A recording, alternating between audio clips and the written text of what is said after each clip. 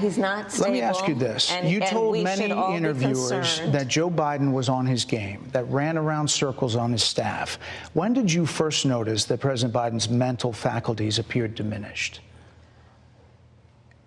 Joe Biden, I have watched from the Oval Office to the Situation Room, and he has the judgment and the experience to do exactly what he has done in making very important decisions on behalf of the American people. There were no concerns raised? Brett, Joe Biden is not on the ballot. I understand. And Donald Trump but is. You talked about it. And Donald Trump After George Clooney said within a few minutes of talking to President Biden at a fundraiser that he thought this was not the same Joe Biden that we saw on the debate stage. Donald Trump is on the ballot. I understand. You met with him at least once a week for 3.5 years. You didn't have any concerns? I think the American people have a concern about Donald Trump, which is why the people who know him best, including leaders of our national security community, have all spoken out. Even people who worked for him in the Oval Office, worked with him in the Situation Room, and have said he is unfit and dangerous and should never be president of the United States again, including his former vice president, which is why the job was open for him to choose another running mate.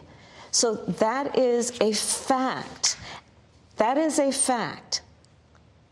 Madam Vice President, two more things. You were asked on 60 Minutes about the biggest threat that the world faces, that the U.S. faces. This is what you said. Which foreign country do you consider to be our greatest adversary? I think there's an obvious one in mind, which is Iran. Iran has American blood on their hands, okay? This attack on Israel, 200 ballistic missiles. What we need to do to ensure that Iran never achieves the ability to be a nuclear power, that is one of my highest priorities. A number of experts thought you would say China. The FBI director had said that. But you said Iran. If that's the case, what do you say to critics who look at the actions of your administration and say you're not acting like Iran is the #1 threat?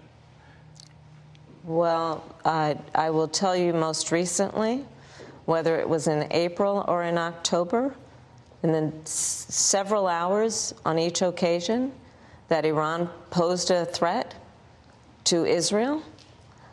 I was there, most recently in the Situation Room, in the most recent attack, working with the heads of our military and doing what America must always do to defend and to support Israel in its requirement to defend itself, and to give American support to be able to allow Israel to have the resources to defend itself against attack, including from Iran and Iran's terrorist proxies in the region. Right. And that but those proxies were getting funded by my commitment to that is unyielding and unwavering. Critics just say that you either relaxed or failed to enforce sanctions on Iran, allowing all of this money to flow into Iran, like billions. Let's go back to Donald Trump, who pulled out of a deal that would have actually put Iran in check. The estimates in billions. It was during Donald Trump's administration that Iran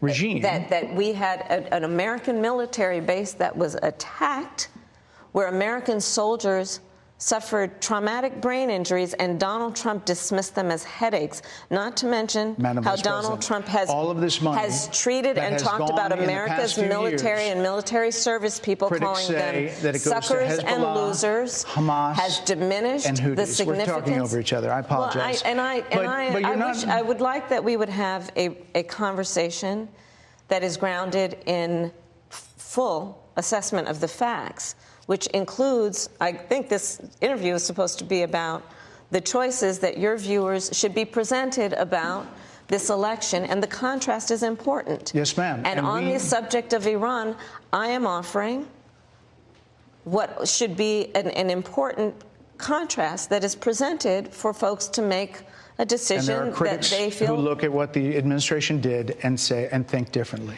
Madam Vice President, they're wrapping me very hard here. I hope you got to say what you wanted to say about Donald Trump.